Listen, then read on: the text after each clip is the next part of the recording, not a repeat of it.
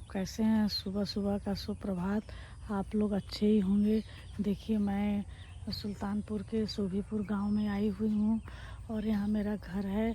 और खेतों की स्थिति देखिए, इस समय धान पैदा होता है, लेकिन भगवान का इस तरह से मार पड़ा कि हमारा धान और लोगों का धान भी खराब हो गया। इनका तो फ़िलहाल धान ठीक है और ये लोग काट भी सकते हैं, क्योंकि बहुत बड़ा नहीं हुआ था। जो बड़े बड़े हो गए थे उनकी स्थिति बहुत ख़राब है। आगे मैं आपको दिखाती हूँ। लोग इस तरह से धान को खेतों में बांध के रखे हैं। अब इस समय आज थोड़ा सा धूप हुआ है, तो धूप में अच्छी तरीके से पक जाएगा, तब इसको ले जाके ये लोग कटवाएंगे। देखिए धान किस तरह रखा हुआ है और कितना मज़दूर जो होते हैं गांव के लोग किस तरह से मेहनत करते हैं, फिर शहरों में ये लोग बेचते हैं। और शहर के लोग तो हुआ कि पैसा दे के ख़रीद लिए, लेकिन इन लोग की स्थिति किस तरह से होता है। भगवान की महिमा सही रहा तो ठीक है, नहीं तो समस्याएं होती हैं। इधर देखिए, इधर हमारे एक परिवार के एक सदस्य हैं, उनका यह खेत है। किस तरह से धान ज़मीन में लेट गया है। जो अभी लगातार 3 दिन बारिश हुआ, हवा गाँव में तो पूरी खुली जगह रहती है, किस तरह से हवा बहा और उसके बहाव में कितना धान किस तरह से लेट गया है। और यह कैसे ये लोग तोड़ेंगे, कैसे मतलब धान को निकालेंगे, मशीन के द्वारा करेंगे तो भी टूट जाएगा। और जितना ज़मीन में लेटा हुआ है, इसकी स्थिति बहुत ख़राब है और इसको लोग चुन के निकालेंगे।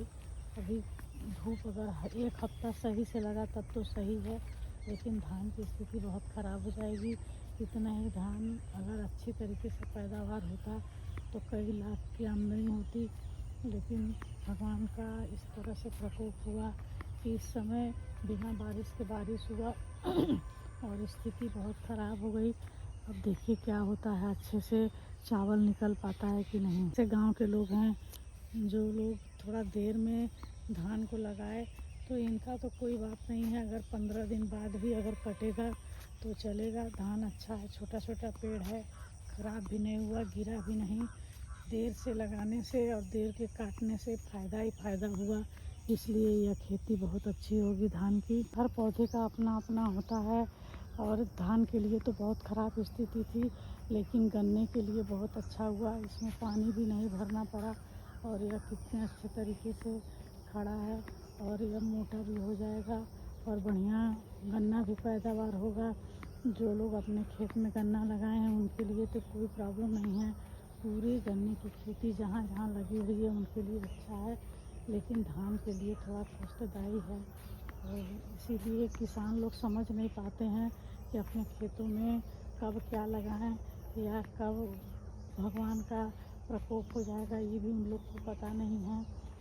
और इसीलिए किसान अपने भाग्य के ऊपर जीते हैं। जल्दी जल्दी में धान की जो है मशीन से ये लोग कटवा लिए हैं कि कहीं बारिश में ख़राब ना हो, लेकिन कटवाने के बाद भी बहुत अच्छा नहीं रहा। वो लोग जब धान को कुटवा लिए तो वह धान पूरा कुटने के बाद चावल एकदम खुद्दी जैसा हो गया, छोटा छोटा।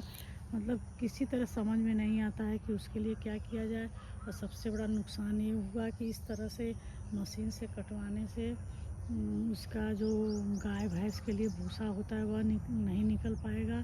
और अगर आके यहाँ किसान लोग काटते अपने से तो भूसा भी अच्छी मात्रा में निकलता, भूसा भी बहुत महंगा मिलता है। इसीलिए लोगों को समझ में नहीं आया, सोचे मशीन से ही कटवा लें। मशीन कटवाने से पूरा इसमें भूसा भी नहीं निकल पाया और जो चावल होगा वो भी अच्छा नहीं होगा। इसीलिए आप लोग गांव के किसानों के लिए एक लाइक शेयर ज़रूर करिएगा, सब्सक्राइब भी करिएगा। और किस मेहनत से किसान लोग धान को पैदावार करते हैं। गेहूं का अब सीज़न आएगा, उसमें भी अनाज कितना मेहनत से निकलता है। तो आप लोग चूँकि अन्नपूर्णा का अच्छी तरीके से कद्र करिए और take care and bye bye.